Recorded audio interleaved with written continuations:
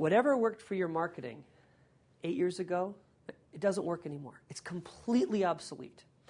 We just did a final report. I mean, every time we do this, it just reaffirms what we already know, but we do it anyway.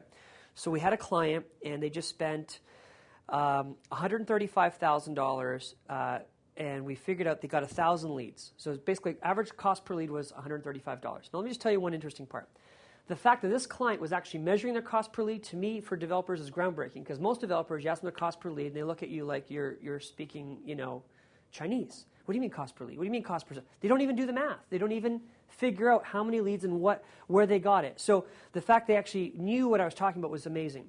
But we looked at the last 1,000 leads. Now, let me tell you the biggest challenge that developers have: residential, commercial. The challenge is they're using old world technologies to measure their performance. How many of you have been to a sales office where they ask you to fill out a reg card? Okay, right. Let me tell you what we've learned with reg cards, and we do this all the time. We take reg card data, and then we match it with what we know. Because remember, we can track how you really found us. We also have a different 800 number on every marketing piece. So whether it's an email, a direct mail, a billboard, every single piece that we do has a unique 800 number and a unique URL. So we know the reality versus what people tell us. 70% of the data on reg cards is complete baloney. People will check off the first button. They don't mean to lie to you, but again, they can't remember what they had for breakfast yesterday. How can they possibly remember how they came about your project? What I'm going to share with you is, having done this 100 times now and doing final reports where clients figure out what worked, what didn't, I'm just going to just tell you the reality. Now, you're not going to believe this till you actually study it yourself, but I'll just kind of tell you what we've learned. The number one thing you want to understand is how the world has changed pre-1999 to today. And the way to look at this is pre-Google, okay, after Google.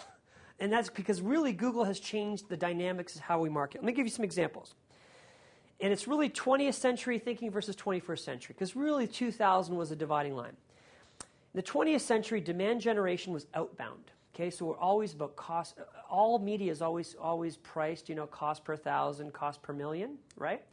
Today, it's all about acquisition cost. And Google was one of the companies that helped us define that. So instead of going to the Toronto Star and they say, well, we have a million people, and that's how we price it, versus Google's, you pay for inbound leads. So you pay when somebody inbound clicks on a lead. There are companies like advertising.com where you can negotiate a real cost per registration. So you negotiate a fee with them. Let's say it's $100. And you only pay them when somebody has met your profile, your criteria, and they filled out a registration form and they hit submit. You just pay them when that action happens. Now, isn't that better than hoping and praying media versus pay for registrations? As technical as we're going to get today, it's all about selling to people. So let's say I went on a date. So I went on a date with a girl. We had an amazing date. We had the greatest time ever, okay? It couldn't have gone any better. But let's say I go back on the road. I forget to call her for several days. Well, let me tell you what happens after day one. Well, day one, she tells her friends I'm kind of a jerk.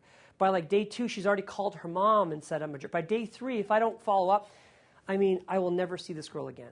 This is what happens. Let me tell you about your prospects. They register on your website on a Friday at 5:30. Here's the problem. You probably haven't assigned a lead manager to handle the weekend stuff, so they probably don't get a lead no one gets back till Monday. They hate you. They will never do business with you, and they'll tell 10 of their friends why not to do business with you. This is the reality of real-time customer service. If you don't have a process for that, you will not be in business in 5 years. That's the reality of what we're dealing with today. People's expectations because of the internet are transformed forever, and they'll never go back. It's just like anything else in humans. Once you've had a certain quality of clothes or suits, or you don't go back down. Once you've had a certain quality of automobile, you don't go back down. You have a certain quality home, you don't go back down. It just gets better and better and better. Our expectations keep rising. Today, feedback cycle of days or weeks is completely obsolete. What we're going to talk about here is going to reshape your business. Because if you think about how most sales offices are kind of 10 to 5 or 10, crazy hours. But you think about when all the leads are, it's weekends and evenings. I'm not saying you have to have your offices open all the time, but you need somebody like an internet lead manager ready up till 9 p.m.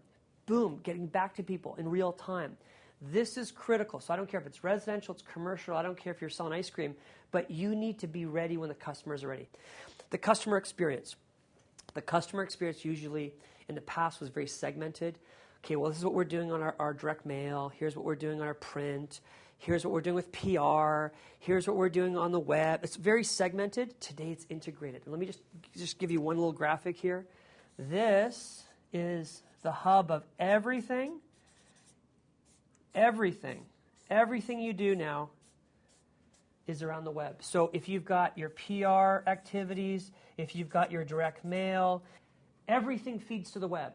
Which means if you're doing a direct mail piece, you have to create a separate landing page on your website for that.